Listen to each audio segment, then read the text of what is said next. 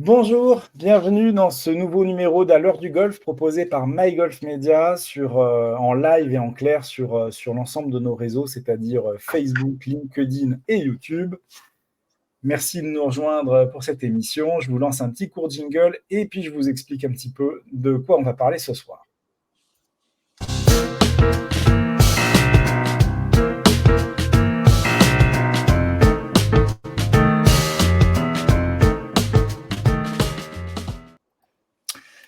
Alors, on va parler ce soir de certification. Je vais vous afficher le programme. Alors, on voit là le visage d'un pro de golf qui est un peu déconfit et on va expliquer pourquoi. Je précise que cette émission a été finalement demandée. Enfin, quelque part, c'est des pros qui m'ont suggéré de faire cette émission, donc parce qu'ils sont les premiers à être concernés par le sujet de la classification des enseignants. Et c'est un sujet qui mérite d'être creusé.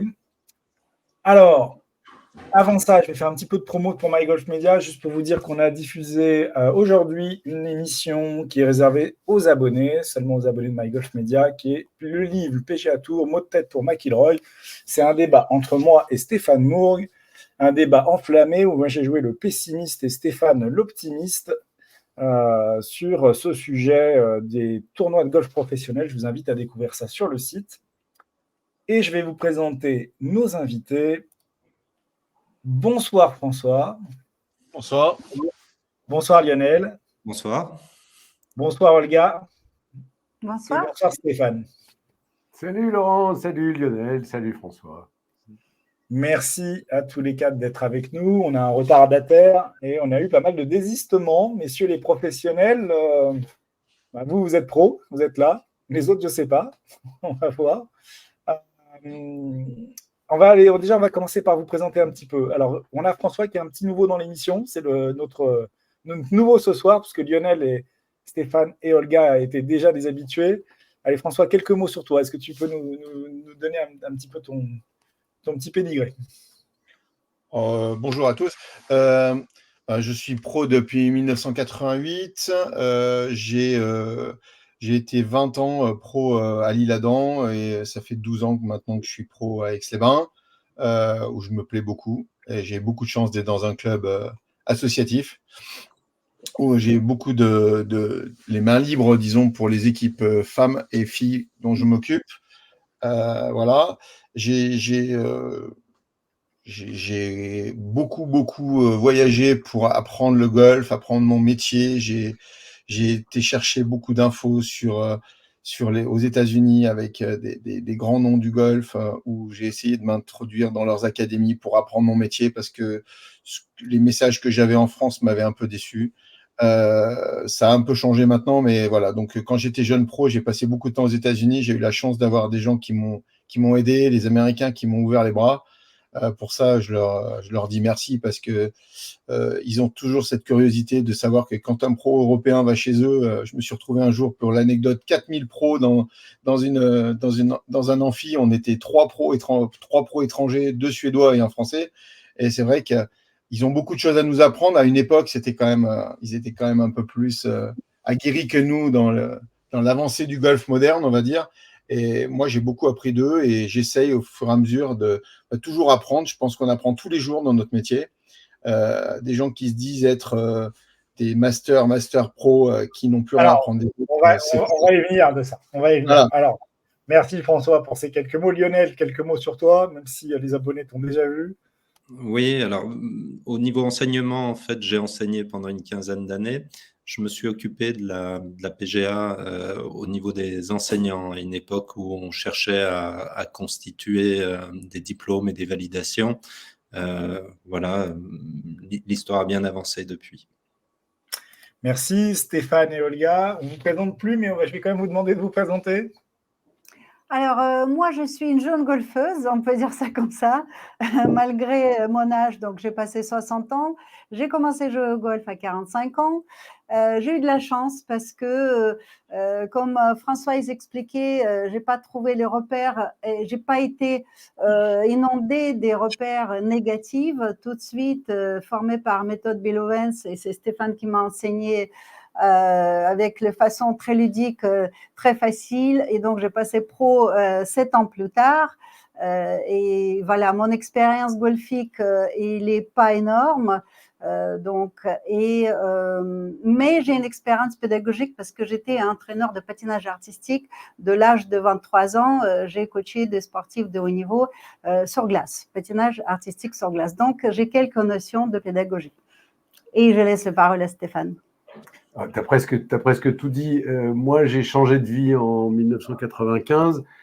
Par coup de chance, j'ai croisé le chemin de notre cher Bill, que je salue parce que on l'a pas vu depuis un moment, Bill. Et depuis 95, finalement, je passe mon temps à essayer d'aider les joueuses et les joueurs à devenir heureux avec leur jeu, ce qui est un petit chemin pédagogique différent que de simplement apprendre à jouer au golf. Et puis, encore plus important, pour moi, donner la possibilité au plus grand nombre de jouer au golf. Ouais. Et juste un petit... Pardon ? Pour pouvoir finalement, parce que je tiens à ce rêve final, quel que soit le sujet de ce soir, le rêve final de Bill et le mien, quelque part, un peu moins le tien, mais le mien, quelque part, c'est de transformer notre planète en terre de golf plutôt qu'en champ de bataille. Et je trouve que pour ça, tout ce qui fait avancer le schmilblick dans ce sens-là, c'est bienvenu. Et je suis très contente que moi, je suis pro-PGA, tout simple. Je suis devenue PGA depuis que je suis rentrée à l'école fédérale, donc il y a 7 ans. Et Steph, c'est Master Pro. Et donc, c'est ça qui est, le thème est très intéressant pour nous de voir la différence entre le Pro PGA et Master Pro. Alors, on va rentrer dans le vif du sujet, mais avant ça, vous connaissez peut-être le rituel de l'émission, une citation d'un personnage célèbre du monde du golf, et je vous demande de réagir, d'être d'accord ou pas d'accord, et d'essayer de deviner quelle était la personne qui fait cette citation. Je vais l'afficher. Les enseignants ont cessé de marcher sur le parcours avec leurs élèves. Ils ont cessé d'enseigner le rythme, le ressenti et les compétences de scoring. Je vais vous aider un peu en vous donnant du contexte. C'est quelqu'un de très célèbre dans le monde du golf et qui parle par rapport à l'explosion des enseignements par rapport au TrackMan et depuis quelques années à toutes les technologies dans le golf. Et donc, il y a un peu à rebours de ça. Est-ce que l'un de vous quatre veut commencer? Peut-être François, est-ce que tu veux est-ce que cette phrase, elle t'inspire? Non, elle ne t'inspire pas. Si, elle m'inspire beaucoup, mais je préfère parler après. D'accord. Je suis petit nouveau, dont je vais parler en dernier, parce qu'en plus, moi, je parle beaucoup. D'accord. Moi, je suis là pour couper, pour que tout le monde ait un peu un temps de parole à peu près équilibré. Est-ce que Lionel, tu veux t'exprimer à ce sujet? J'ai aucune idée, mais bon, ça doit être un joueur, peut-être pas des dernières générations. Je dirais Watson ou quelqu'un de cette trempe. Je voulais dire la même chose. Olga, la même chose? Bon. Je voulais dire Tom Watson, mais bon. Ça aurait pu. Écoutez, moi, je dirais. Vas-y, Stéphane, excuse-moi. Alors, j'ai aucune idée, vraiment aucune idée, mais on est dans les philosophies proches de Michael Hebron et de tous ceux qui sont par là. Donc, c'est sûrement pas Hebron parce qu'il est plus fin que ça, mais quelqu'un comme Hebron. Voilà. C'est pas mal, c'était pas loin, c'est Bob Rotella. Bob Rotella. Et Bob Rotella. On est dans la même maison. Et alors, pourquoi je vous parle de Bob Rotella? Parce que je vais vous inviter à lire un article sur MyGolfMedia d'aujourd'hui. Pourquoi il faut revenir à l'esprit original des vieux sorciers écossais. Justement, vous en saurez un peu plus sur le discours de Bob Rotella par rapport à la technologie dans le golf. Et lui, évidemment, il prône un retour à quelque chose de beaucoup plus instinctif et intuitif. Voilà, on va rentrer dans le vif du sujet. Allez, j'arrête de faire du suspense. Notre thématique ce soir, c'est l'importance de la certification pour les enseignants de golf. Donc, on a présenté nos invités. On a un absent, Michel Delbos, qui est un consultant récurrent et régulier sur MyGolfMedia. Compréhension du système de classification. Alors, j'affiche ça, c'est peut-être un peu petit à l'écran. Je vais commenter et vous allez, parce que vous êtes plus experts, c'est vous les experts du sujet. Donc, pour expliquer à nos auditeurs, en France, il y a un système de classification PGA des enseignants. Tous les enseignants ne se valent pas. Et c'est déjà le premier point qui n'est pas finalement extrêmement évident de l'extérieur. Donc, un système de points a été mis en place avec des critères comme le diplôme, l'ancienneté, la participation à la vie de l'association PGA, la présence au championnat de France des enseignants, au Grand Prix des enseignants, aux articles publiés. Et je sais que certains d'entre vous qui ont publié pas mal de choses sur MyGolfMedia ont d'ailleurs revendiqué ça auprès de la PGA pour dire j'ai écrit des articles sur MyGolfMedia. Ça rentre dans la classification des points. aux formations ou dans le cadre courant de l'activité professionnelle, donc ce qui est les drapeaux, le coaching, les circuits. Alors, il y a 6 niveaux de compétences. Master Pro, qui serait le niveau le plus ultime d'enseignant. Vous me direz si vous êtes dans cette catégorie. Aide Pro. Et ensuite, il y a les niveaux AA, A, B et C. On ne va pas dire que c'est hyper glamour comme nom, et facile à retenir, mais on découvre, il y a donc 6 niveaux de classification des enseignants, et donc tous les enseignants ne se valent pas. D'un point de vue de la PGA, je précise. Je me garderai, moi, personnellement, d'avoir un avis sur ce sujet. Pour progresser, en fait, il y a ces niveaux-là, en fait, on peut évoluer au sein de ces niveaux, et pour avoir, par exemple, Aide Pro, il faut avoir été 6 ans AA, et pour devenir Master Pro, il faut avoir été pendant 9 ans AA. Donc, voilà. Et on peut accumuler des points, etc., etc. Donc, je me retourne maintenant vers vous. Est-ce que déjà, je ne dis pas de bêtises, est-ce que c'est le système que vous connaissez, donc le système de la PGA? Et est-ce que vous pouvez me dire chacun si vous vous reconnaissez dans ce système et quel est votre classement, tout simplement? Est-ce que vous en pensez? Qui veut commencer? Lionel? Oui, alors, c'est toujours le problème à la PGA, c'est de valoriser les compétences des membres PGA. Pendant des années, il n'y a rien eu et il faut saluer le fait qu'il y ait quelque chose qui soit mis en place avec Douanel. Je pense que c'est une très bonne chose. Après, je pense qu'aujourd'hui, il faut être archi spécialiste dans un domaine pour exister. Et finalement, ces certifications sont surtout des positions généralistes, on va dire. Et voilà.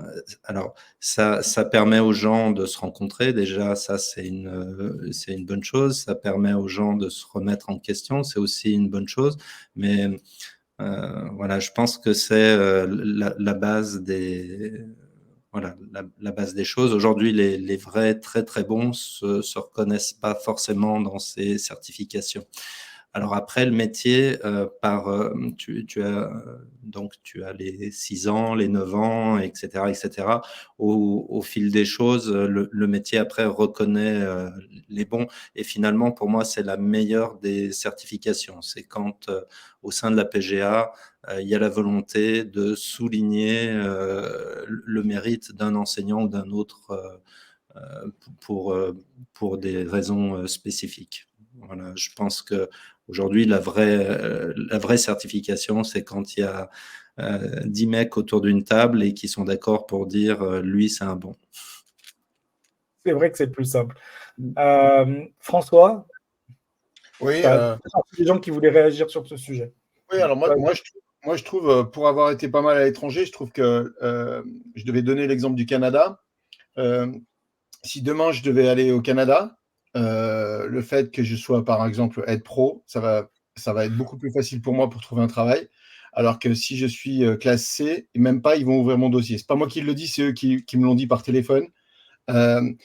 C'est toujours, on peut toujours critiquer les choses. Moi, je pense que un pro de golf, il doit savoir faire plein de choses. Je suis d'accord avec toi dans la spécialisation. C'est important d'être spécialisé dans des domaines. D'ailleurs, aux États-Unis, tu as des pros qui sont spécialisés dans le putting, d'autres qui sont spécialisés sur le driving, d'autres qui sont spécialisés sur le petit jeu. Ça, c'est normal. C'est une évolution qui est intéressante dans notre métier. Mais je trouve aussi que tu as des pros qui ne jouent plus, tu as des pros qui sont incapables de démontrer, tu as des pros qui voilà. Enfin, donc, il y a quand même dans cette classification qui existe depuis 2016 en France, mais qui existe en Belgique depuis beaucoup plus longtemps et dans d'autres pays européens depuis plus longtemps, cette certification, elle a au moins le mérite d'être reconnue partout en Europe. Donc, ce qui fait que pour un pro qui va avoir une classification, être pro ou master pro, ça veut quand même dire que c'est quelqu'un qui a fait des formations, qui n'a pas arrêté de faire des formations depuis qu'il a eu son diplôme. J'en connais quand même beaucoup dans mon ancien club. Le pro en question, il n'a jamais fait une seule formation depuis 1988. Donc après, c'est normal que les gens soient un peu perdus. Tu enseignes encore à des swings qui sont des années 80, alors qu'aujourd'hui, physiquement, mentalement, enfin, on a changé partout. Donc voilà, moi je suis pour la certification. Je trouve que c'est une bonne chose. Ça oblige les gens à se remettre en cause, à jouer, à discuter, à échanger.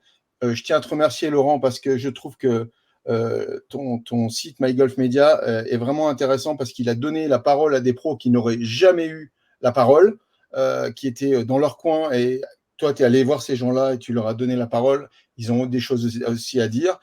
C'était pas le cas. Moi, je me rappelle à Paris, tout était cloisonné. Tu avais les gens de la PGA, ils étaient entre eux, machin. Les gens de la Fédé, ils étaient entre eux.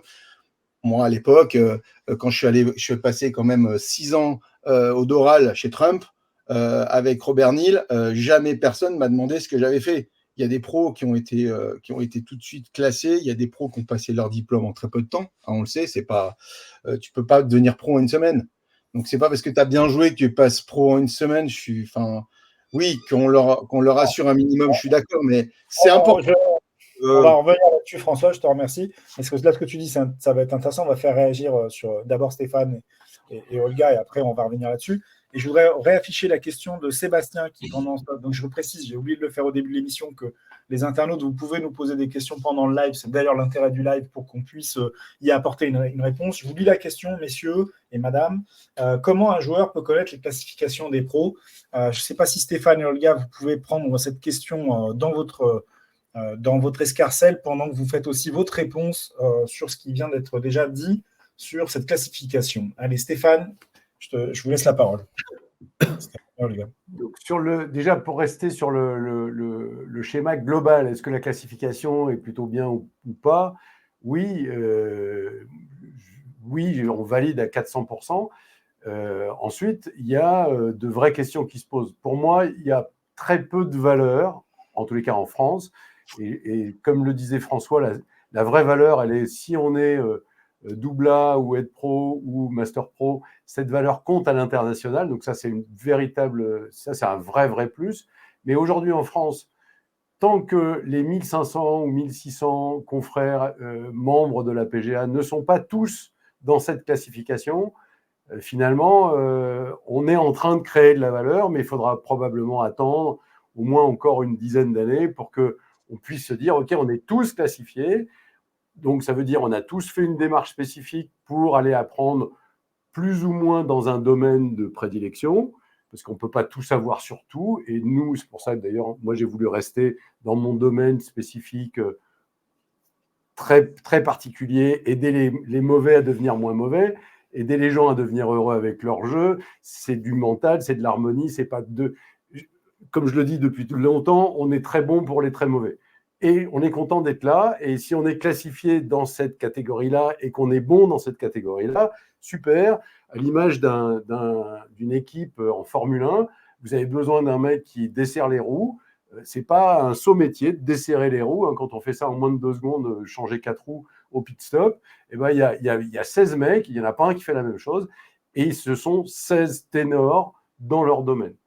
Maintenant, on pourrait se dire, oui, mais desserrer les roues, c'est pas valorisant. Stéphane, je vais essayer excuse-moi, je te coupe. Moi, ce que j'entends à travers vos mots, puisque moi, en tant que je ne suis pas enseignant de golf, donc je suis un petit peu extérieur par rapport à ce sujet, c'est plus vous quatre qui êtes concernés et qui expliquez en fait à nos auditeurs finalement plusieurs choses. Donc François, tu laisses entendre qu'il y a des gens qui ont des diplômes en une semaine, alors que c'est plus compliqué de se former au métier. Stéphane, toi, tu dis finalement tous les pros ne sont pas classifiés aujourd'hui. Il y a 1500 enseignants, etc. Et donc, je reviens sur la question de Sébastien qui est pertinente. C'est comment on peut connaître les classifications des pros si déjà il y a ces petites dissensions que je sens poindre. On ne peut pas. Même nous, on ne peut pas. Même nous, on ne peut pas. Moi, j'ai été regarder sur le site de la PGA pour juste savoir qui était comment classé. Juste information culture générale, on ne sait pas. Donc, il y a, quand on va sur la PGA, si on a décidé sur le mini-site de la PGA, de faire apparaître notre classification, mais ça veut dire déjà qu'on est très, très informé. Sébastien pose la question de manière beaucoup plus généraliste. Comment je peux savoir ? Il va falloir aller sur le site de la PGA, sur mon club PGA probablement. Je ne sais pas, peut-être Lionel, toi, tu as plus d'infos. Comment un joueur amateur peut savoir quelle est la classification de X ou Y ? Et en même temps, encore une fois, quelle est la valeur de cette classification à partir du moment où on n'est que 20 ou 30% de tous les adhérents membres de la PGA à être classifiés. Donc finalement, c'est en cours de valorisation. Moi, je trouve le principe fabuleux, mais on est trop tôt pour dire est-ce que ça a une vraie valeur. Moi, je n'estime pas la valeur de ma classification à la valeur du titre. Je suis content de l'être, puisque j'ai beaucoup travaillé pour ça, mais je suis ravi, mais moi, je l'ai fait dans le sens inverse.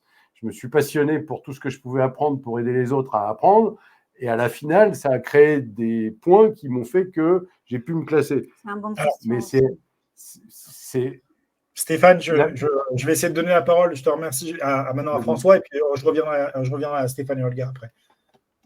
Oui, après je parlais des pros. C'était à mon époque, hein, quand je disais qu'il y avait des pros qui avaient été diplômés en une semaine. C'est plus le cas, mais ça s'est fait, moi, à l'époque, en 88, quand je suis passé pro. Après, je pense que dans tout ça, il y a une chose, c'est aux États-Unis, un pro a l'obligation de faire une formation par an. C'est une obligation. Donc, s'il fait pas cette formation, il perd son statut de pro. Donc, c'est pas plus compliqué que ça. En France, regarde, là, on est sur une émission, tu en fais tout le temps des émissions, tu vas avoir 15 pros qui vont te dire je vais être là, et il y en a 3 qui vont venir.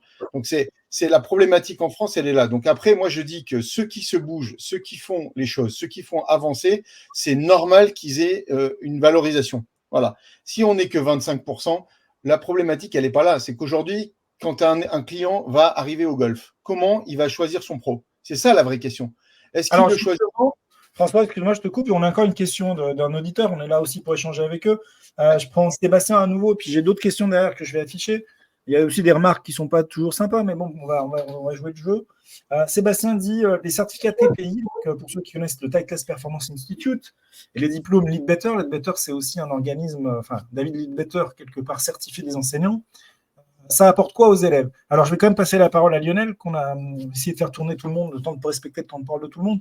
Lionel, toi, de ton point de vue, tous ces certificats, ces diplômes, on a François qui dit, finalement, c'est aux États-Unis, si tu ne te diplômes pas, si tu ne te formes pas, tu n'es plus un enseignant de golf. En France, ce n'est pas aussi strict. Qu'est-ce que ça apporte aux golfeurs amateurs? En fait, la création des diplômes est souvent liée à la volonté d'un organisme de mettre de la qualité dans son enseignement. Leadbetter, c'est clair, c'est transmettre la parole de David Leadbetter au travers d'enseignants formés, il les labellise, et puis ça participe au développement commercial des académies Leadbetter. Voilà, le problème du diplôme, c'est toujours de savoir où est-ce que tu veux arriver. Aujourd'hui, les golfs commerciaux créent leur formation, créent leur diplôme avec une orientation proche de ce que fait Stéphane, c'est-à-dire faire démarrer les gens, les faire progresser. La fédération, elle fait plutôt des choses pour le haut niveau. Donc, chaque entité qui met en place une formation a son objectif.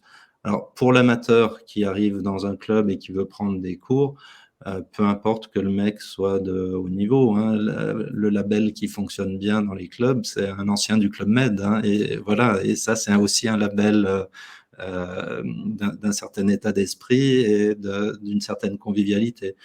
Souvent, ce que cherchent les gens, c'est pas forcément de la compétence pure et technique. Oui, justement, avant de vous redonner la parole à chacun, moi je vais essayer de parler au nom des amateurs. On a d'ailleurs Daniel Chazarin qui nous dit j'ai souvent été déçu par les cours, souvent un peu bidons et onéreux. Bon, c'est un constat a priori sévère, il faudra peut-être que d'autres témoignages là-dessus, mais bon, c'est un point de vue.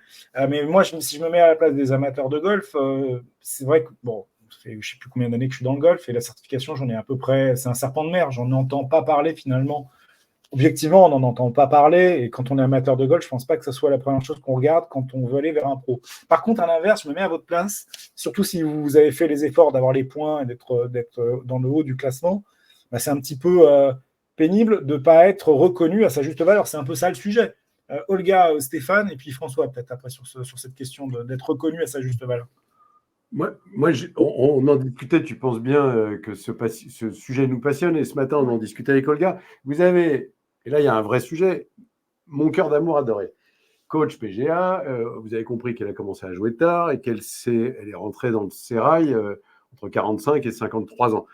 aujourd'hui, ça fait maintenant plus de 10 ans que tu es pro, mais elle n'a pas eu le temps de faire les classifications, puisque de toute façon, en commençant… Si. Non, mais elle n'a pas eu le temps dans le sens où En moi, fait, quand tu as commencé, j'avais déjà… On a déjà commencé, j'ai commencé à faire les formations avant que j'ai été pro, mais j'ai déjà fait plein de formations dans ma vie professionnelle avant. Et ça veut dire, pour moi, les classifications, c'est indispensable. Et une fois par an, c'est bien ce qu'il faut faire. C'est, imaginez, c'est un médecin qui fait jamais ses formations.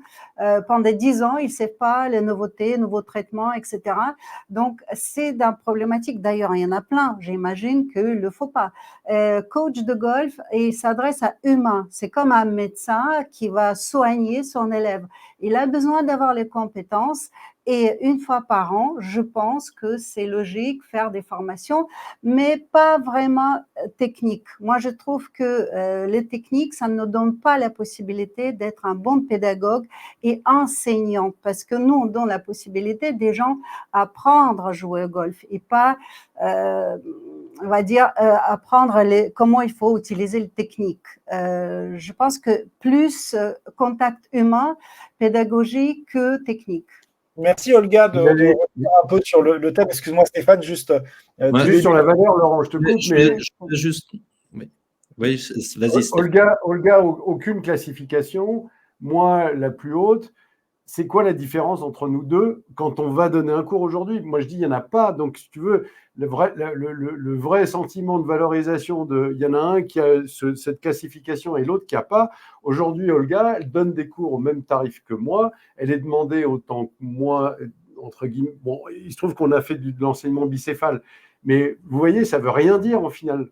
Ça veut dire et puis ça ne veut pas dire. Alors évidemment, on va dire elle couche avec le coach. Bon, voilà, c'est ça le fait qu'elle ait appris au milieu du chemin. Oui, c'est un sujet. On a un qui nous dit parce que tous les savoirs, tu les as depuis l'origine, depuis 20 ans. La vraie classification, ce sont les clients qui décident. Il a quand même un petit peu raison. Mais maintenant, à vous écouter, finalement, c'est utile, mais c'est pas utile.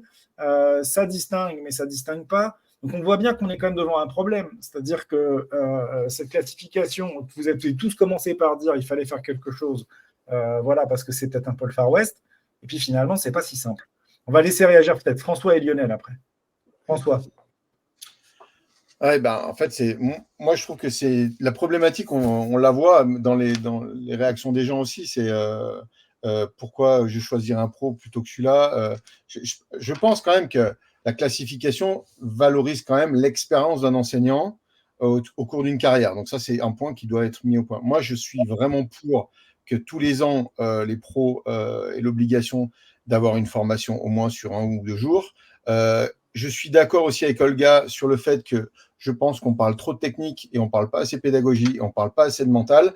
Être un bon pro, c'est aussi comprendre son élève, c'est aussi savoir comment le faire évoluer. Des fois, je vois des femmes qui arrivent en pleurs en me disant j'ai pris un cours, il m'a dit que j'y arriverai jamais, que je serais nul et que j'y arriverai pas. Enfin, je veux dire, en tant qu'enseignant, je ne peux pas entendre ce genre de choses. Et je trouve qu'il y a cette approche mentale, pédagogique qui est nécessaire. On pourrait parler des heures aussi de pourquoi le Trackman est tant à la mode, et pourquoi tout ça, parce que là, c'est un vrai sujet aussi. Je pense que ce que tu as dit au départ, c'est très intéressant.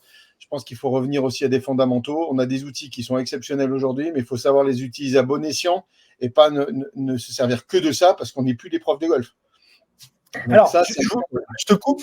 Et justement, je rebondis là-dessus parce que j'ai fait un peu exprès, j'ai été très provoque. Je vais remontrer ma phrase de Bob Rotella, qui est quand même sévère pour les enseignants de golf, je trouve. Elle est très sévère.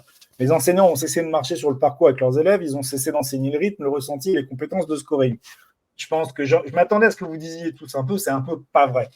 Mais cela étant, si je rebondis sur ce qu'a dit Olga, qui a été la première à mettre les pieds dans le plat en disant ouais, il y a le Trackman, tout ça c'est super, mais le golf, c'est quand même un parcours, c'est quand même des sensations, c'est quand même une culture du jeu. Je trouve qu'on ne parle pas beaucoup de culture de golf, de manière générale.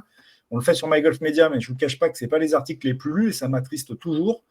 Si je ne fais pas un article sur gagner 50 mètres au drive ou comment plus slicer, ça, c'est quand même les articles qui cartonnent. Par contre, quand on parle de culture de golf, là, il n'y a plus personne. Et ça revient. Donc, tout le monde est d'accord pour dire ça, finalement. Lionel, toi, justement, quel est ton avis sur ce sujet ? Ah, excuse-moi, tu as coupé ton micro, Lionel. Oui, excuse-moi. Il y avait un peu de bruit autour. Non, pour revenir là sur l'histoire des enseignants et qu'est-ce qui fait qu'un enseignant a du succès. Je me rappelle, étant junior, j'allais souvent m'entraîner à Mougins. Il y avait un enseignant qui était de réputation, Damiano, Michel Damiano, qui avait une réputation extraordinaire. Il était entouré de quelques enseignants qui avaient qui avaient peu de notoriété par rapport à ce que pouvait avoir Damiano. Il n'empêche que le marché s'équilibrait au sein du club par rapport aux relations que les gens pouvaient avoir avec les enseignants. Et vous regardez dans les clubs, si vous avez 2 ou 3 enseignants, finalement, le public se répartit et va choisir un enseignant pour des choses qui sont vraiment pas que du domaine de la compétence. Voilà, ça c'était vraiment un point important pour moi par rapport à la formation et par rapport au contenu de la formation. Aujourd'hui, je pense que c'est difficile de garantir à un mec en activité libérale une activité ou une sécurité ou quoi que ce soit juste parce qu'il a un diplôme. Voilà, ça rajoute un peu de lustre au statut du joueur, mais c'est pas l'essentiel du business et de l'activité.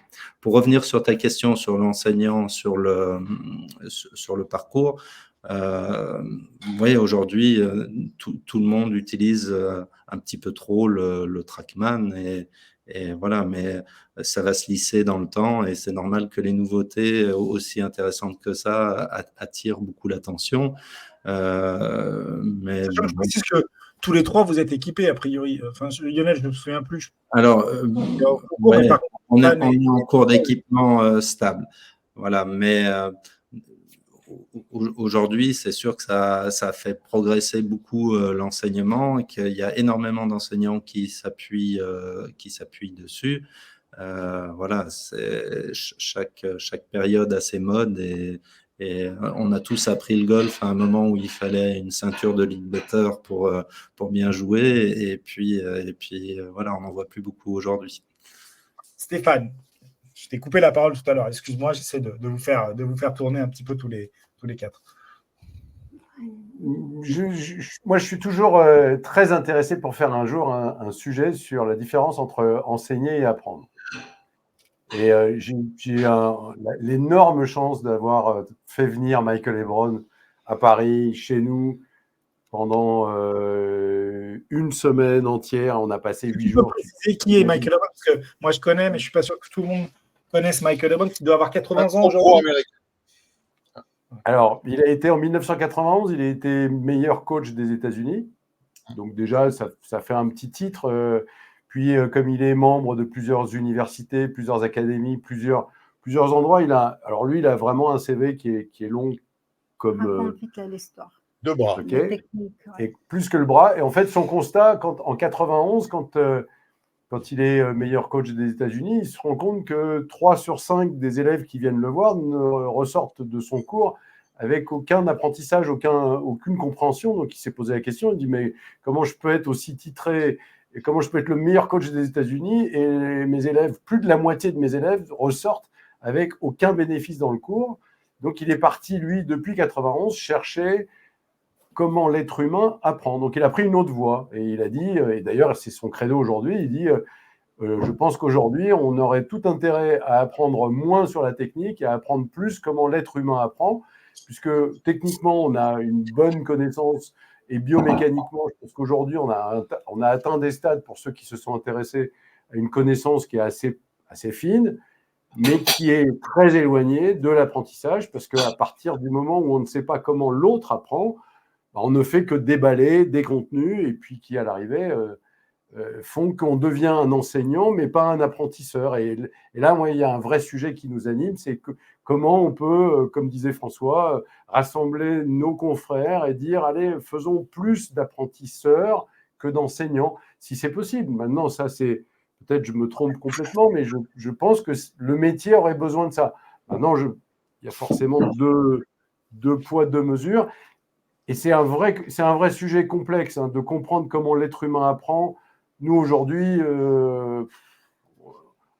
avec 25 années d'expérience, on a une toute petite idée, mais on est très très loin encore. On a déjà lié que enseigner et apprendre, c'est deux sujets qui sont complètement à l'opposé. J'ai entendu. Voilà, c'est la première idée. Je vais vous faire réagir parce qu'Hervé Martignon, qui est enseignant de golf, il me semble, en région parisienne, Hervé qu'on salue, qui intervient assez régulièrement dans l'émission. Alors, pardon, je vais l'afficher comme ça parce que c'est pas pratique comme ça. Voilà, on ne ramène pas. Hervé nous a mis une grosse tartine. Alors, je vais la lire rapidement et je vais vous rafficher. Les classifications sont souvent commerciales. Donc là, il jette un pavé dans la mare. Le trackman, les plaques de force, etc. J'imagine. Bref, l'enseignement du golf dans un club, c'est avant tout de l'éducation physique adaptée au niveau des golfeurs. Il fait sans doute référence aux âges, aux capacités physiques. Je vous rappelle que le moyenne d'âge des golfeurs est de plus de 50 ans en France et que dans la pyramide des âges, c'est à partir de 60 ans qu'on a le plus de golfeurs. Et surtout, il faut un suivi des élèves pour en faire des golfeurs joueurs pour les débutants et les bons joueurs de club, en sensibilisant les joueurs à l'ensemble de la pratique. Putting, approche, stratégie, ce qui est à la portée des élèves en club. Est-ce que cela vous inspire ou est-ce que vous avez envie de répondre à Hervé? François, est-ce que tu as envie est-ce que ça t'inspire un commentaire?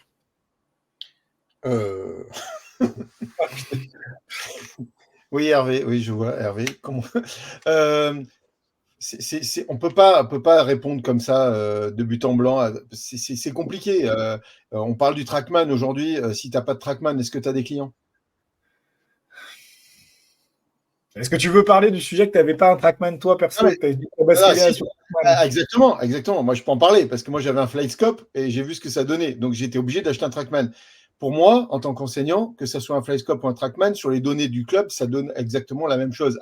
On a fait un test à Lyon, il y avait des différences de 0,1 degré. Alors après, oui, tu as sur le point de contact, sur des choses comme ça, on peut avancer, mais je veux dire, ça correspond à combien de pourcentage de nos élèves? Combien de personnes sont capables de gérer 2 degrés dans l'espace ou un angle d'attaque de 5 degrés plutôt qu'un angle d'attaque de 3 degrés. Donc moi, je me dis à un moment donné, il faut qu'on fasse attention de ne pas créer des golfeurs qui sont des robots et qui ne vont pas avancer parce qu'effectivement, c'est pour ça que la phrase de Botella, je la trouve bien. Je suis un peu d'accord avec ça. Il ne faut quand même pas qu'on nous dise que le jeu de golf, c'est sur le parcours. On a un exemple d'un joueur qui a malheureusement arrêté le golf parce que je l'adorais, c'est Victor Dubuisson. Victor Dubuisson, qui est maintenant enseignant, il n'allait jamais au practice, il faisait que du parcours. Et c'est quand même quelqu'un qui a été quand même top 50 mondial. Oui, voire même top 20. Je crois qu'il est rentré dans le top 20 mondial. Alors, François, juste pour répondre à ta question, si tu n'as pas de trackman, tu n'as pas d'élèves.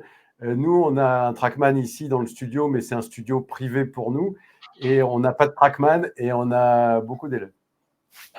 Mais des élèves débutants. Plus débutants. Non. C'est notre spécialité, les débutants, mais on a beaucoup de bons joueurs. J'ai même l'expérience avec Philippe Golding pendant 6 années sur le tour, avec 6 victoires au bout. Et on n'a jamais utilisé le trackman avec Philippe. J'ai un petit mot à dire par rapport à trackman. Vous savez, l'exigence de trackman, d'être parfaitement bien techniquement à toucher la balle, ça demande beaucoup d'exigences physiques. Il a raison, Hervé, parlant de l'âge, parce que le golfeur que se permettent de jouer, il y a à partir de 50, 55, ils ont à la retraite. Est-ce que la forme physique, elle permet de faire ce que demande un trackman pour toucher une belle balle? C'est des qualités qui correspondent aux joueurs professionnels. Donc, il ne faut pas mélanger le joueur amateur qui veut juste avoir le plaisir d'aller jouer sur le parcours. Moi, je considère, moi aussi, dans cette partie-là, parce que j'ai plus de capacités physiques, jouer comme une joueuse professionnelle qui joue sur le circuit, parce que c'est la question forme physique. Il faut avoir le muscle adapté pour toucher la balle comme il touche au circuit. Donc, ne cherchez pas à comprendre. À trackman, ça ne sert à pas grand-chose aux gens comme nous qui va juste s'amuser, passer 3-4 fois par semaine peut-être, jouer au golf avec ses copains et même bien jouer. Je ne parle pas que je joue mal, je joue très bien au golf, mais techniquement, je suis loin de répondre à exigence de trackman. Okay.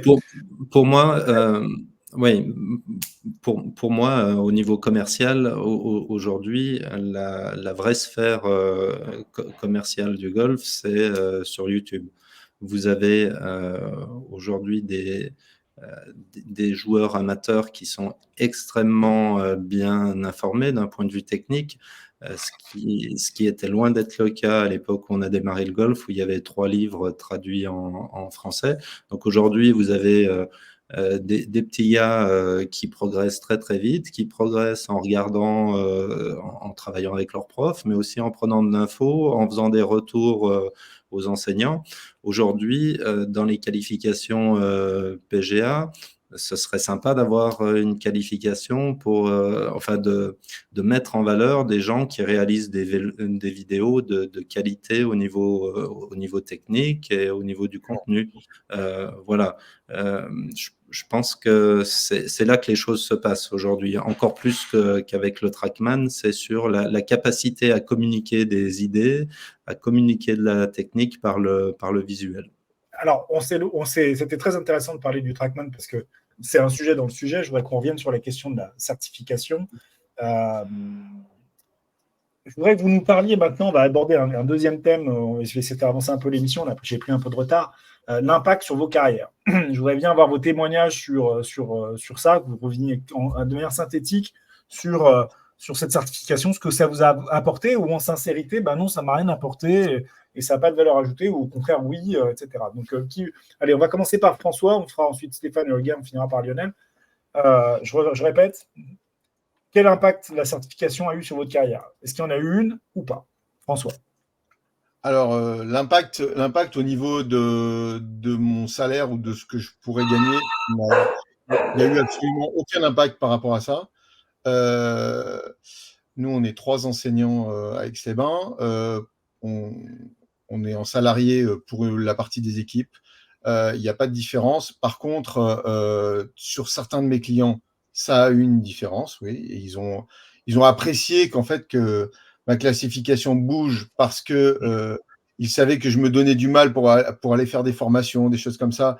Donc, ils disent, c'est un juste retour des choses que tes formations soient reconnues. Moi, je trouve aussi. Et après, voilà, ça ne va pas changer ma vie. Par contre, ce que je trouve dommage, c'est ce qu'on disait tout à l'heure, c'est que l'échange entre collègues, c'est vraiment important, qu'il y a quand même des thèmes qu'on n'aborde pas assez, qu'on se sent un peu isolé dans son coin, et qu'aujourd'hui, oui, on a la chance d'avoir des outils pédagogiques top level, mais ça ne fait pas tout. Et derrière, il faut transcrire ça sur des golfeurs qui vont sur le parcours, qui ont compétition, et ne pas oublier qu'on a affaire à une clientèle qui est quand même pas toute jeune au golf, et que, comme tu disais, la moyenne d'âge, c'est 50 ans, donc on est dans du silver golf, et donc ces seniors-là, comment on s'adapte à eux? C'est ça un peu la question, c'est parce que le marché, il est là. Comment on s'adapte à nos seniors? Et il n'y a pas grand-chose pour les seniors aujourd'hui. Alors, on va continuer avec. Merci François pour ce commentaire. Peut-être que Lionel rebondira sur cette question des seniors. Et toi, de ton côté, alors je précise, Lionel, que toi, tu n'es plus vraiment enseignant au quotidien, parce que tu es directeur du Golf de Rougemont, pas de Belfort. Mais ton avis sur le sujet, est-ce que c'est quelque chose, cette certification, qui t'a apporté dans ta carrière? Alors, pour moi, c'est clair que tu peux avoir toutes les certifications que tu veux dans un club. Si le mec n'aime pas ta gueule, il ne viendra pas prendre de cours avec toi, ou s'il n'aime pas ton attitude, il ne viendra pas prendre de cours avec toi.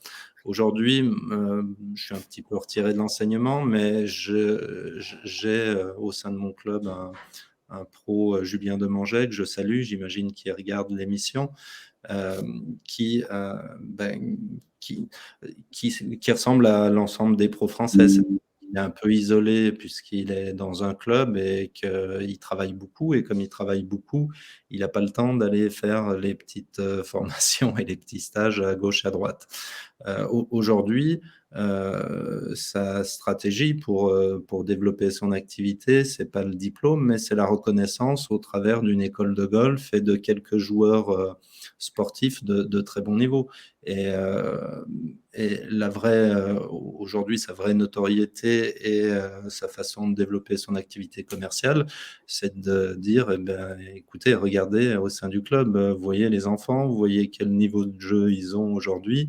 Ils travaillent avec moi régulièrement, et je sais amener quelqu'un à du haut niveau. Ok, merci Lionel. Stéphane et Olga, est-ce que cette certification, ce qui est intéressant avec vous deux, c'est que vous êtes à deux échelles différentes du sujet. Mais est-ce que ça, justement, ça a vous apporté quelque chose? Vous en avez un petit peu parlé tout à l'heure, mais je veux bien vous entendre à nouveau sur ce sujet. Ah oui, oui, bien sûr, les classifications, de toute façon, je ne sais pas s'il faut citer ce que je fais. Enfin, j'ai fait quelques classifications, mais Non, tu quand toujours j'étais pas pas classifié. pro encore, donc pas du tout. Mais j'ai déjà fait des formations, sauf qu'elles n'étaient pas prises en compte parce que j'ai même pas signalé que je le fais ça. J'ai payé tout seul, j'ai fait Action Type, Golf, TPI, j'ai fait avec Steph parce qu'il a suivi cette formation entière. Je trouve TPI quelque part commercial, bien, c'est un superbe boîte, bien fait, mais je n'ai pas trouvé vraiment énormément de choses qui étaient pratiques. Formation avec Michael Lebron, c'était formidable parce que c'était adressé à humains. J'ai fait la formation putting il y a 2 ans, l'année dernière. Enfin, je trouve que ça aide énormément dans mon cas parce que, comme vous savez, je suis dans le golf, je suis nouvelle. J'ai besoin beaucoup d'informations, d'apprendre, mais j'ai valise quand même une grosse valise de pédagogie par mon ancien vie sportif et ça m'aide énormément. Donc, je ne suis pas tout à fait dans le même cas que d'autres pros. J'ai une expérience pédagogique énorme. Tu n'as pas de classification, mais tu as une valeur absolue qui est indéniable. Stéphane, pour répondre... est-ce que ça t'a apporté, toi, Stéphane? Moi, comment dire, j'ai une vraie passion pour ma famille de la PGA dans laquelle j'ai adhéré il y a une vingtaine d'années. Et j'ai un vrai sujet mondial sur la PGA. Je suis fier d'appartenir à cette famille des professionnels golfeurs associés mondial. Bien sûr, à la PGA France. Et ce que ça m'apporte d'avoir aujourd'hui le titre de Master Pro, c'est que je me dis qu'un jour, j'aurai peut-être la possibilité de transmettre une partie de ce que j'ai appris à mes confrères qui seraient désireux de le faire, et notamment transmettre un moyen de communiquer différemment, un moyen de transmettre l'amour du jeu différemment, parce qu'on est tous là-dessus à transmettre l'amour du jeu. Mais comme tu le disais, Laurent, on transmet nous beaucoup la culture golf, on aime apprendre à jouer et on communique là-dessus. Et je trouve que dans la profession, on manque de communication, on manque de qualité de mise en avant, on manque de qualité. Pour moi, aujourd'hui, c'est inconcevable. Ça, c'est mon point de vue. Je vois Marc Nicolas, par exemple. Marc, si tu nous écoutes, salut Marc, qui est Master Pro et qui vend, je regardais, par hasard, je suis tombé sur son mini-site sur la PGA, il vend 10 heures de cours collectifs sur 2 heures par semaine pendant 5 semaines, 150 €. Et moi, je regarde ça et je dis, mais alors, mais non. Alors, ce n'est pas qu'une question financière, mais on ne peut pas dévaloriser le métier à ce point-là, sous prétexte que, soi-disant, si on ne fait pas ça, on n'a pas de clients. Et moi, je ne suis pas d'accord. Il n'y a aucune raison. On est parti aux États-Unis pour aller former des pros aux États-Unis. Et les sessions, elles sont vendues à 300 $ de l'heure. Avec nous, mais nous, on n'est personne. Il y a des gens là-bas, François, il le dira évidemment, c'est beaucoup plus cher que ça, mais on ne parle pas d'argent, je parle de valorisation. Aujourd'hui, pour moi, aller prendre un cours de golf, alors merci les chaînes, bien sûr, d'avoir fait ces packages où maintenant l'heure de cours, c'est 10 € de l'heure. Ben non, on va pas mettre toute la profession pour qu'elle puisse travailler à 10 € de l'heure. Moi, je dis, aller prendre un cours de golf, c'est un moment important dans la vie d'un golfeur. Le mec qui est Master Pro, eh ben, s'il l'est, il faut qu'il défende sa valeur et qu'il ne soit pas à 150 € les 10 heures de cours collectifs. C'est impossible. Nous, on a des chemins là aujourd'hui depuis une dizaine d'années. On a vraiment créé un sillon grâce à Internet, grâce au marketing particulièrement adapté sur l'harmonie, sur l'apprentissage, sur le bien-être au golf. Et on sait aujourd'hui transmettre à nos confrères des moyens de pouvoir, 1, se faire voir, 2, se faire valoriser, et 3, vendre des cours en collectif à aller jusqu'à 100 € de l'heure en collectif. Donc, quand on fait des sessions de 3 heures, on est à 297 € la session de 3 heures. Et on sait le faire. Je ne dis pas qu'on en fait des milliards, mais on sait le faire. Et ça, je dis, ça doit pouvoir se transmettre. Et si aujourd'hui, ma classification doit me servir à quelque chose, j'aimerais qu'elle me serve quasiment qu'à ça. Pouvoir partager avec mes confrères et dire, OK, on a des moyens. sortons de cette dévalorisation du pro dans les clubs. Je trouve qu'aujourd'hui, excusez-moi, mais il n'y a plus rien, quoi. Être pro de golf dans un club, ça vaut 10 € de l'heure en cours collectif. Eh ben non. Est-ce que vous êtes d'accord avec cette thématique que propose Stéphane? Est-ce qu'aujourd'hui, les pros de golf sont dévalorisés? François et Lionel? Il y a deux sujets, hein. Il y a le sujet de l'enseignement salarié où finalement le pro, il est, comment dire, ça a été articulé, ça, il y a assez longtemps, pour qu'il y ait beaucoup plus d'enseignants que le nombre de postes disponibles. Et aujourd'hui, c'est un vrai sujet au sein de la PGA. On a énormément de gens qui sont diplômés pour relativement peu de postes. Donc évidemment, ça ne tire pas les rémunérations vers le haut. L'objet des qualifications, c'était d'ailleurs de pouvoir donner un peu de valeur à certains enseignants. Et voilà. Alors ça s'est fait au détriment des jeunes enseignants, parce que dans la nouvelle génération, il y a beaucoup de gens extrêmement talentueux et qui mériteraient d'être rapidement mis en valeur. Mais vous avez vu, hein, il faut 9 ans de grade AA pour exister en termes de reconnaissance. Et ça, je trouve que c'est dommage aujourd'hui dans les qualifications. Il faudrait que ce soit beaucoup plus rapide, que ce soit la PGA qui aille choisir les gens, parce qu'il y a toujours dans les gens qui veulent se faire reconnaître, il n'y a pas forcément les meilleurs. C'est ce que je vous disais tout à l'heure, les meilleurs, ils sont en train de faire et ils s'occupent de ce qu'ils sont en train de produire, de créer. Et aujourd'hui, j'aimerais que la cotisation que je paye à la PGA, elle serve non pas à fonctionner comme un syndicat, mais elle serve à aller repérer les talents dans les jeunes joueurs et puis les mettre en valeur. Très intéressant. Très intéressant. François, et après on ira sur notre dernière partie de l'émission, sur ce que pensent les amateurs. François, tu veux réagir sur cette valorisation de l'enseignant? Oui, il y a plusieurs choses à dire. Lionel, il a raison sur pas mal de points. Je trouve qu'il y a des jeunes, effectivement, des jeunes pros qui sont très talentueux, qui ont envie. 9 ans, c'est très, très long. À côté de ça, on parlait tout à l'heure de la liste des pros qui sont A, B, C, AA, tout ça. Cette liste-là, il est impossible de l'avoir. Donc déjà, je pense que la PGA devrait faire une liste à jour et pouvoir au moins la diffuser, au moins sur le site de la PGA et puis aussi sur les médias, parce que je pense que comme ça, les gens sauraient que tel pro est AA, tel pro est pro, tel pro est C. Et je pense que c'est comme ça aussi que les pros vont vouloir, en fait, se former plus et puis obtenir une classification qui sera meilleure. Et il y a peut-être des choses à changer dans la classification. Peut-être il y a des choses à rajouter, des choses à enlever.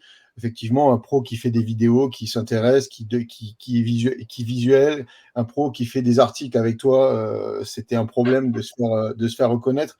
Il y a plein de choses qu'il faut changer.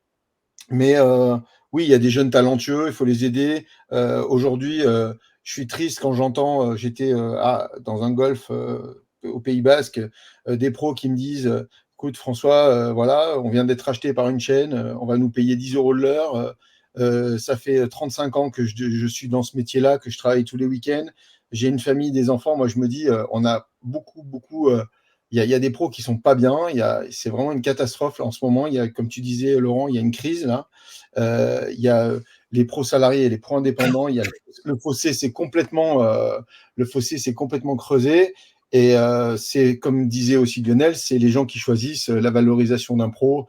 C'est aussi s'il a des clients, c'est qu'il est bon. S'il n'a pas de clients, c'est qu'il n'est pas bon. Parce que tout le monde ne recherche pas la performance. Il y a des gens qui vont aller vers un pro parce qu'il est sympa, d'autres qui vont aller voir un pro parce qu'il va se mettre à leur niveau, parce qu'il va jouer avec lui sur le parcours, des choses comme ça. Donc, il y a vraiment plein de choses à faire et je pense que c'est un vrai problème. Mais si on ne se rassemble pas tous les pros pour discuter de ce genre de problème, on n'y arrivera jamais.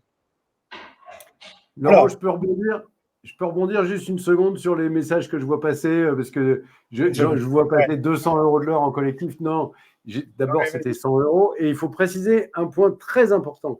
Depuis 20 ans, on rembourse nos élèves tous nos cours quand ça ne marche pas. Donc, quel que soit le prix qu'on applique, si ça ne fonctionne pas, vous ne payez pas. Et ça, je ne connais pas beaucoup de pros qui le font. Nous, c'est notre engagement garanti et c'est systématique et on ne rechigne pas. On ne peut pas supporter donner un cours, quel que soit le prix. Évidemment, c'est exprès que je viens sortir des extrêmes. En même temps, je répète, on a aujourd'hui de quoi transmettre aux autres pros des moyens de pouvoir, un, se faire voir, deux, communiquer mieux, se valoriser, apprendre plutôt qu'enseigner.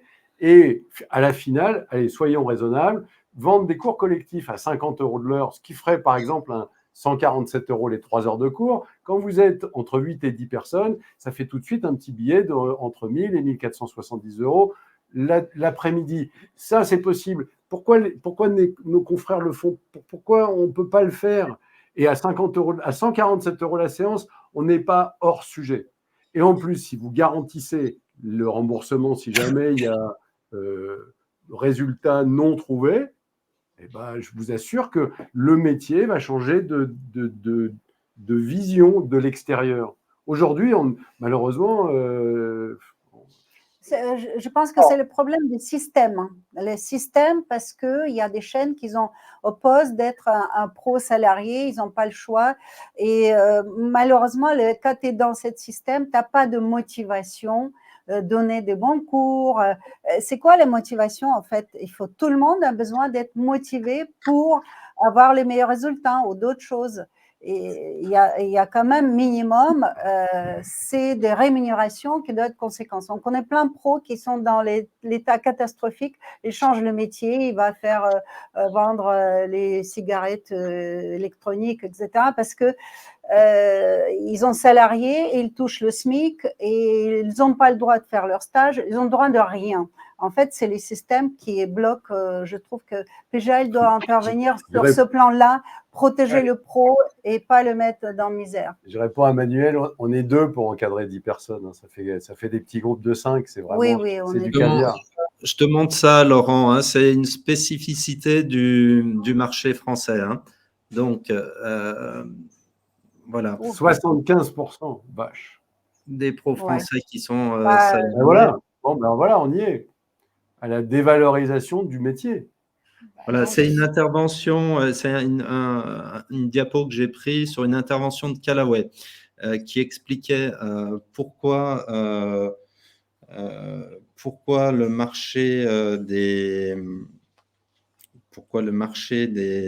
Tiens, je t'en montre une autre qui est un petit peu hors sujet, mais voilà. Pourquoi le marché des ProShop en France fonctionnait mal. Ça, ce sont les chiffres du marché ProShop par rapport à la distribution conventionnelle. Et ils expliquaient que le marché des ProShop fonctionnait mal parce que les pros étaient salariés et que du coup, voilà, ils étaient moins intéressés par la vente de matériel. Alors, moi, je n'ai pas d'idée très, très arrêtée sur le sujet. Je pense que le salariat, c'est pas mal quand on veut faire de l'initiation, quand on veut vendre des produits un petit peu marketés. Mais c'est clair qu'un enseignant libéral, en général, se donne un petit peu plus de mal sur les prestations qu'un mec salarié. Alors, je vais reprendre le fil. On va rester un petit peu sur cette question parce que tu amènes plein d'arguments super intéressants, notamment ce chiffre que je ne connaissais pas du nombre d'enseignants salariés par rapport au nombre d'enseignants indépendants. Alors, par rapport aux autres pays européens. Juste par rapport à la formation, ça veut dire que ces gens salariés, a priori, ont des formations avec leur employeur. Et les formations qu'ils ont avec leur employeur, le contenu n'est pas forcément très technique golf. Voilà, c'est juste une spécificité aussi du marché français. Là, tu lances un pavé dans la mare, mais comme ils ne sont pas présents pour répondre directement, je ne vais pas aller plus loin. Je dis pas que c'est mauvais, hein. Je dis que les formations qu'ils reçoivent, elles ont pour objectif de les mettre dans les objectifs de l'entreprise. Alors, j'ai plein de petites réactions qui arrivent. Je vais essayer de les lire et je voudrais qu'on arrive quand même à ma conclusion. Enfin, on ne va pas aller à l'émission parce que j'avais d'autres thèmes, mais le thème suivant, c'était, et qui est important pour moi, c'est cette certification, je rappelle, qui est quand même le thème de l'émission, elle est connue et reconnue par les amateurs. Donc, je voudrais qu'on parle de ça, mais avant, je vais quand même donner la parole à nos abonnés parce qu'ils ont des choses à dire. Alors, je crois que Manuel nous dit « Des cours qui ne marchent pas, non, je rigole. » Ensuite, à nouveau Manuel, un cours collectif d'1 heure à 10 personnes, le pro ne va pas pouvoir beaucoup s'occuper de nous.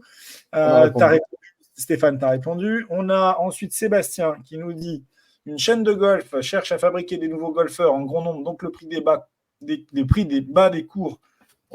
Bref, les prix des cours sont bas. Manuel, encore, ce n'est pas le cas partout. Alors, j'ai perdu le fil avec lui. Manque d'implication du pro dans le pro shop, des prix peu attractifs. Okay. Et on a Hervé qui nous dit les cours collectifs à 10 ou 8, c'est impossible. Par contre, un groupe de 6 personnes en longue durée, ça marche très bien. Pour le haut niveau, ça doit être individualisé. Je pense que c'est effectivement intéressant. Et un nouveau Manuel. Dans mon club, il y a 3 pros qui sont salariés. Un des 3 a pris un boulot supplémentaire. Ouais, effectivement. Et enfin, Benoît que je n'ai pas salué et qui est déjà intervenu dans l'émission, mais qui avait mis plus tôt, on n'en a pas parlé, je l'avais affiché, qui est à la PGA Canada. Donc, je crois que c'est François qui avait parlé du Canada. Ouais. Nous avons la chance de développer notre côté technique et pédagogique pour l'enseignement et la chance d'avoir cette formation continue qui s'adapte. Donc, a priori, ça se passe pas mal du côté du Canada. Et Benoît nous rajoute encore un commentaire là maintenant. Est-ce que le PGA France a un programme de formation pour les pros? Est-ce que, on peut peut-être répondre à Benoît et puis après, on enchaîne sur ma dernière thématique. François, est-ce que la PGA France a un programme de formation pour les pros? Eh bien, la PGA France propose des formations sur des thèmes à l'année, mais un programme de formation, je sais pas comme il l'entend, pas comme c'est fait au Canada en tout cas. Ok, alors. La PGA France, pour revenir sur les diplômes, la PGA France ne gère pas les diplômes en France. Hein. Les diplômes, c'est l'État, c'est le ministère des Sports. Donc aujourd'hui, un prof de golf, il peut passer son diplôme et ne pas être adhérent à la PGA. La PGA, c'est juste une association. Et la PGA organise des post-formations quand même. Alors, elle organise des post-formations, elle fait intervenir beaucoup de personnes, la PGA, et certains sont membres de la PGA et d'autres sont des invités pour des formations spécifiques.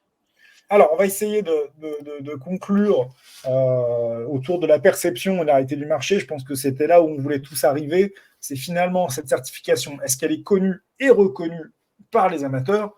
De mon point de vue, je crois qu'elle n'est pas connue et encore moins reconnue. Est-ce que vous êtes d'accord avec ça? Et qu'est-ce qu'on pourrait faire pour que ça change? Stéphane? Oui, on est d'accord et on ne sait pas du tout quoi faire pour que ça change. Moi, je suis toujours, et c'est un appel au peuple, aujourd'hui, d'abord, on est en pré-retraite. On ne dirait pas, mais on a plus de 62 ans, on est en route, on ne va pas s'arrêter demain parce que tant qu'on a la bonne santé pour le faire, on est toujours passionné par notre métier. Mais si on pouvait commencer à donner, transmettre à quelqu'un qui serait intéressé, c'est un appel au peuple.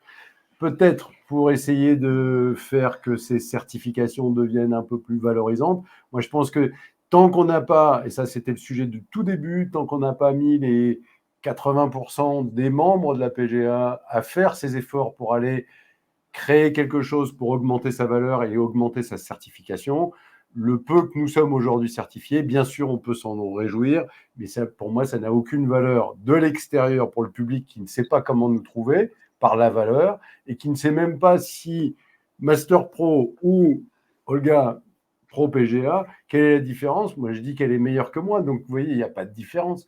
Donc, comment on peut changer ça? Je ne sais pas, mais je veux bien passer la parole à Lionel ou François ou ma femme, peut-être elle a une idée pour changer ça. Pour moi, c'est assez clair. Il faut que à la direction de la PGA, au lieu d'avoir le souci, comme ça a été le cas ces 20 dernières années, du syndicat donc, qui protège par le bas les enseignants, il faut que le directeur ait comme fonction la détection des talents. Voilà. Alors après, pour pas que ce soit du copinage, il faut qu'il y ait un comité d'une dizaine de personnes qui valide les choix du directeur sur les labellisations PGA. Mais voilà, pour moi, c'est clairement ça. Un directeur de la PGA qui va chercher les talents, qui les met en valeur et toute la PGA derrière pour valoriser les mecs un par un.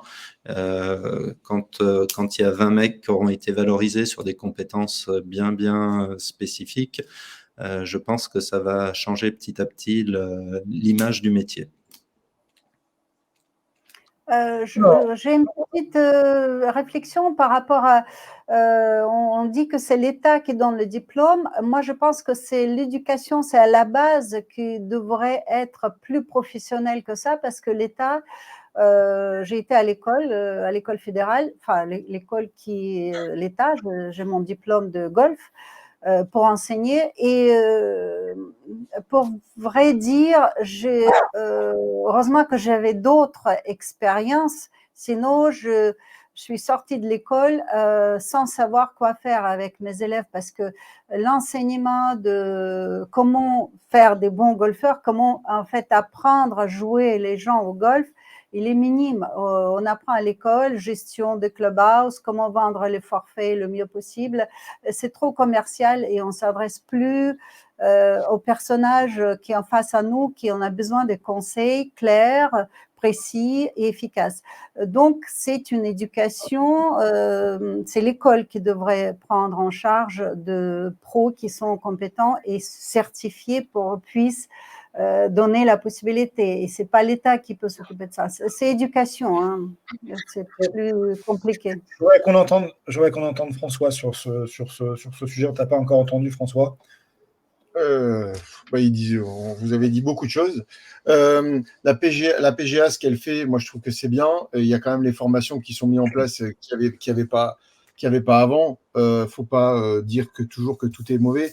Moi je pense que ça va dans le bon sens. Maintenant, le problème, c'est qu'effectivement, si on n'est pas assez nombreux à avoir ces formations, moi je serais vraiment partant pour qu'on ait le système à l'américaine de formation obligatoire une fois par an. Au moins, on se retrouverait, on jouerait au golf, on pourrait parler, échanger. Je trouve que c'est ça qui est génial dans notre métier, c'est d'échanger notre passion pour le golf, parce qu'on est tous des passionnés de golf. Donc voilà, la PGA, elle fait ce qu'elle peut, c'est pas évident non plus. Quand elle propose un truc, il y a 3 pros qui sont présents à la formation. Enfin, il n'y a pas un engouement des pros pour se former, je pense, de ce que je vois. Maintenant, si la valorisation permettait qu'il y ait une grille de salaire aussi pour les pros salariés, qui fait que quelqu'un qui est valorisé Master Pro, il est, comme tu disais tout à l'heure, il ne va pas proposer des stages de golf à 10 € de l'heure. Je pense que ça serait bien aussi qu'il y ait cette valorisation par le salaire, qu'il y ait une reconnaissance dans les clubs avec les directeurs, des chaînes, des indépendants et aussi des chaînes, de façon à ce qu'il y ait une harmonisation. C'est-à-dire qu'aujourd'hui, effectivement, tu as des pros qui travaillent à 10 €, tu en as qui travaillent à beaucoup plus que ça, mais le fait, c'est qu'on crée des golfeurs, et on crée les golfeurs de demain, on crée les jeunes de demain. Je vais remercier la PGA parce que ça, c'était vraiment génial. J'ai fait la formation au niveau du golf des jeunes, niveau 1 et niveau 2 l'année dernière. C'est la meilleure formation que j'ai jamais eue à la Fédé. Donc, la Fédé avec la PGA, c'était vraiment une super formation. On a appris plein de choses. Justement, on a parlé du mental, on a parlé de la pédagogie, on a parlé d'autres choses que de la technique. Cette formation, c'était pour moi la meilleure formation que j'ai eue en France. Bien supérieure à quand j'ai passé mon diplôme et bien plus enrichissante. Donc voilà, il y a des choses à faire. Ça existe. Ils font des choses. Maintenant, par exemple, cette formation que j'ai suivie pendant 2 ans, elle me donne quoi dans mon club? Rien. Aucune valorisation. J'ai quand même pris 3 semaines de mon temps, des allers-retours à Paris, des formations. Tu ne travailles pas, c'est des formations qui coûtent cher. Et derrière, tu n'es même pas référencé. On ne sait même pas qui a le diplôme, qui a la valorisation. Donc ça, là-dessus, je pense qu'il faut qu'ils fassent un effort.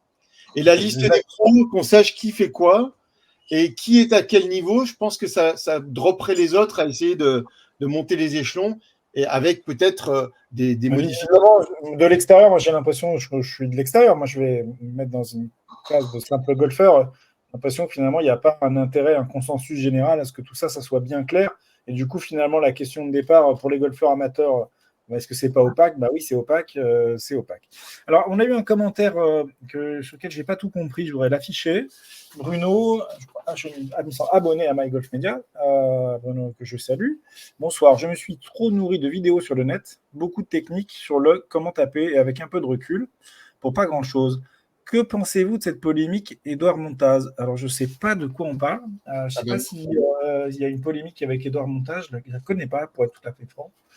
Vous n'avez pas vu la vidéo d'Édouard qui a repris les exercices de Patrice, que je salue. Salut Patrice, qui font un travail avec toute l'équipe de la Fédé plutôt bien foutu. Plutôt bien foutu. Ce qui se passe sur le site de la Fédé, que ce soit pour l'entraînement physique, mental, technique, et puis ces différents points de vue, donner la parole à pas mal d'autres pros, des joueurs, des fils de joueurs, etc. Enfin, Patrice, voilà, félicitations. Bravo. Hein? Ouais, Bravo. ça c'est vraiment bien. Et alors évidemment, quand on donne un conseil, il y a toujours le contre-pied. Il donnait un conseil sur les appuis et sur utiliser des ballons pour garder des positions. Bon, position des appuis au milieu des jambes avec un autre ballon au milieu des bras.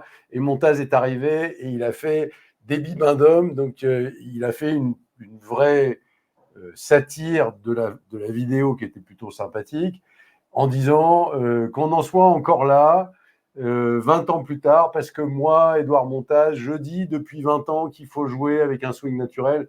Alors, je vous laisse imaginer, nous, la réaction qu'on pouvait avoir là-dessus.